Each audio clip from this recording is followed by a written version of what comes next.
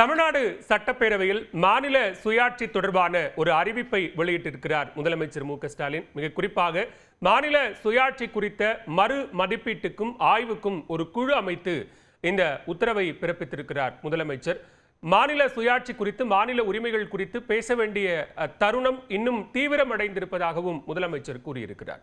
மிக குறிப்பாக மாநில சுயாட்சி குறித்து இதற்கு முன்னதாக மறைந்த முன்னாள் முதலமைச்சர் கருணாநிதியின் ஆட்சி காலத்தில் அவர் முதலமைச்சராக இருக்கும்போது ஓய்வு பெற்ற நீதியரசர் பி வி ராஜமன்னார் தலைமையில் ஒரு குழு அமைக்கப்பட்டது. அந்த குழுவும் பல்வேறு பரிந்துரைகளை அளித்து அந்த பரிந்துரைகள் தீர்மானமாக சட்டப்பேரவையில் நிறைவேற்றப்பட்டது.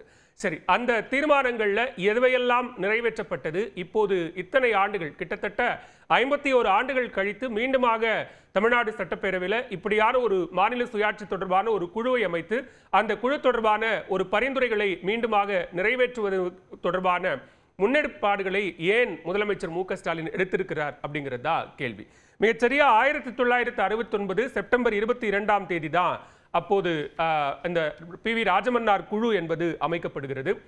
ராஜமன்னார் தலைமையில் சென்னை பல்கலைக்கழகத்தினுடைய முன்னாள் துணைவேந்தரான லட்சுமணசாமி மற்றும் உயர்நீதிமன்றத்தினுடைய முன்னாள் நீதிபதியான சந்திரரெட்டி ஆகியோர் அந்த குழுவில் இடம்பெற்றிருந்தாங்க. அவங்க பல்வேறு ஆய்வுகளை மேற்கொண்டு அறிக்கையை அரசுக்கு அளிக்கிறார்கள். கிட்டத்தட்ட 2 ஆண்டுகள் கழித்து 1971 மே 27ஆம் தேதி அந்த அறிக்கை சமர்ப்பிக்கப்படுகிறது. அந்த அறிக்கையில் இடம்பெற்றிருந்த பரிந்துரைகளை தீர்மானங்களா நிறைவேற்றப்பட்டது எப்போ அப்படின்னு பார்த்தோம்னா 1974 ஏப்ரல் 16ஆம் தேதி தான் அந்த தீர்மானம் நிறைவேற்றப்படுகிறது.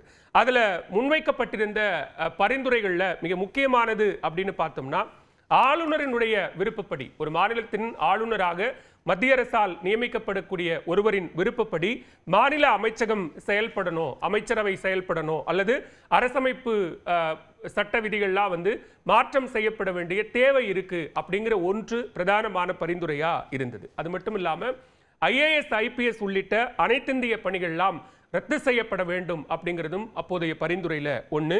மத்திய பொதுப்பட்டியலில் இருக்கக்கூடிய குறிப்பிட்ட சில அதிகாரங்களை மாநில பட்டியலுக்கு மாற்றம் செய்யணும் அப்படிங்கிறதும் கூட அந்த பரிந்துரைகளில் ஒன்றாக இருக்கிறது. அதே நேரத்தில் குடியரசுத் தலைவர் ஆட்சியை கொண்டு வரக்கூடிய 356, 357 மற்றும் 365 நீக்கணும் அப்படிங்கிறதும் அந்த பரிந்துரைகளில் ஒன்று. இதெல்லாம் தாண்டி மாநிலங்களுக்கு நிதியை பகிர்ந்தளிக்கக்கூடிய நிதிக்குழு நிரந்தரமாக்கப்பட வேண்டும், திட்டக்குழு அகற்றப்பட்டு அதற்கு பதிலாக சட்டப்பூர்வமா ஒரு குழு அமைக்கப்படணும். அது மட்டுமின்றி மாநிலங்களுக்கு இடையில ஒரு குழுக்கள் அமைக்கப்படணும், ஒரு கம்யூனிகேட்டிவா எல்லாவற்றையும் செயல்படுத்துவதற்கான ஒரு குழு அமைக்கப்படணுங்கிறது தான் அப்போதைய அந்த ராஜமன்னார் குழுவினுடைய பரிந்துரைகள். இதுல பிரதானமா ஒரே ஒரு பரிந்துரை மட்டும் ஏற்கப்பட்டது எப்போ அப்படின்னு பார்த்தோம்னா, கிட்டத்தட்ட 1990 மத்தியில் VP சிங் ஆட்சி காலத்தில் இந்த மாநிலங்களுக்கு இடையிலான குழுக்கள் மட்டும் அமைக்கப்பட்டது. அதற்கு பிறகாக வேறு எதுவும் எந்த பரிந்துரைகளும் ஏற்கப்படல.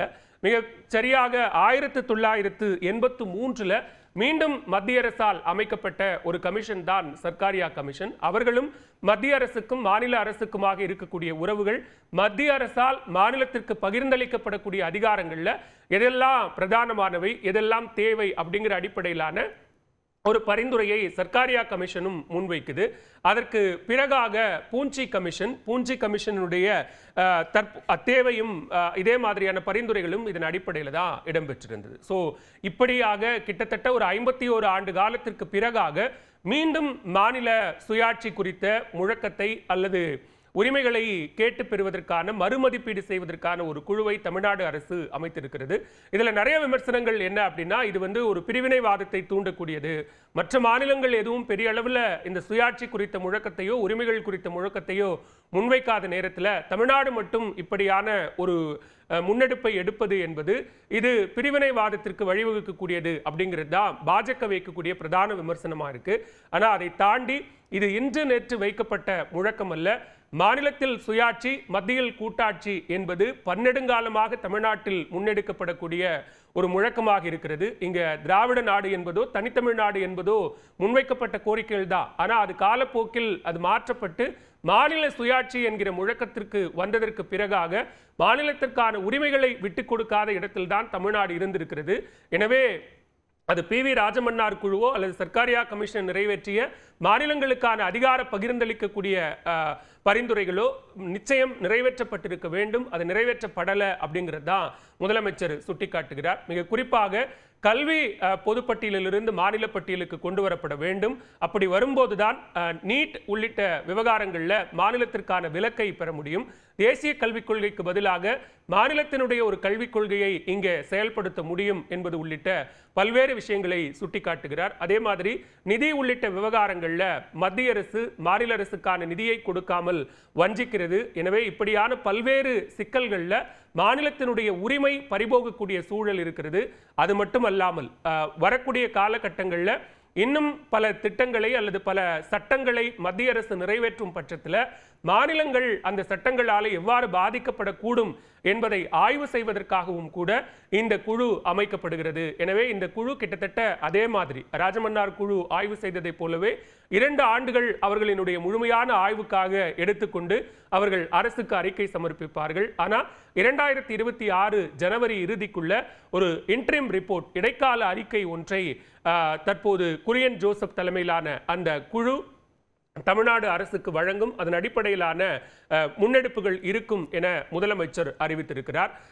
மாநிலத்தினுடைய உரிமை தொடர்பாக பல்வேறு விவகாரங்களில் தொடர்ந்து தமிழ்நாடு அரசு குரல் எழுப்பிக் கொண்டிருக்கிறது. மிக குறிப்பாக தொகுதி மறுவரையறை விவகாரத்தில் பல்வேறு தென்னிந்திய மாநிலங்களை எல்லாம் ஒன்றிணைத்து தமிழ்நாடு அரசு எழுப்பிய முழக்கமாகட்டும் அல்லது நீட் உள்ளிட்ட விவகாரங்களில் தொடர்ச்சியாக சட்ட போராட்டம் நடத்தப்படும் அப்படின்னு சொன்னதாகட்டும். எனவே தமிழ்நாட்டிலிருந்து எழக்கூடிய அந்த மாநில சுயாட்சி குரல் என்பது வலுவடைந்திருக்கிறது. இதை கர்நாடகா தற்போது உடனடியாக வலியுறுத்தியது யார் அப்படின்னு பார்த்தா கர்நாடகா வலியுறுத்தி இருக்கிறது. எனவே இது தென்னிந்திய மாநிலங்களை எல்லாம் தொடர்ச்சியாக பல்வேறு நடவடிக்கைகளின் மூலமாக மத்திய அரசு வஞ்சித்து வருகிறது. அதை தடுக்கணும்னா இந்த மாதிரியான முன்னெடுப்புகள் மிக அவசியமானதாக இருக்கிறது என்கிற குரல் தற்போது ஒரு துணை குரலாக கர்நாடகாவில் இருந்து எழுந்திருக்கிறது. ஏற்கனவே சமீபத்தில் நடைபெற்ற சிபிஎம் மாநாட்டிலும் கூட கேரள முதலமைச்சர் பினராயி விஜயன் கூட்டாட்சி முறை என்பதற்கு இந்திய அரசியலமைப்புக்கு மிகப்பெரிய ஒரு ஊறு விளைவிக்கக்கூடிய நடவடிக்கைகளில் மத்திய பாஜக அரசு ஈடுபட்டு வருகிறது. அதை தடுக்கணும் அப்படின்னா மாநில சுயாட்சி மத்தியில் கூட்டாட்சி என்கிற தத்துவத்தை வலுப்படுத்த வேண்டிய தேவை ரொம்ப தீவிரமாக எழுந்திருக்கு அப்படின்னு பேசியிருந்தார். அதனுடைய நீட்சியாகத்தான் இன்றைக்கு இந்த குழு அமைக்கப்பட்டிருக்கிறது அப்படின்னு முதலமைச்சர் பேசியிருக்கிறார். இனி வரும் காலங்களில் இந்த குழு தொடர்பான அறிக்கையோ அல்லது அதற்கு மத்திய அரசு செவி சாய்க்குமா என்பதை பொறுத்திருந்து பார்க்கலாம்.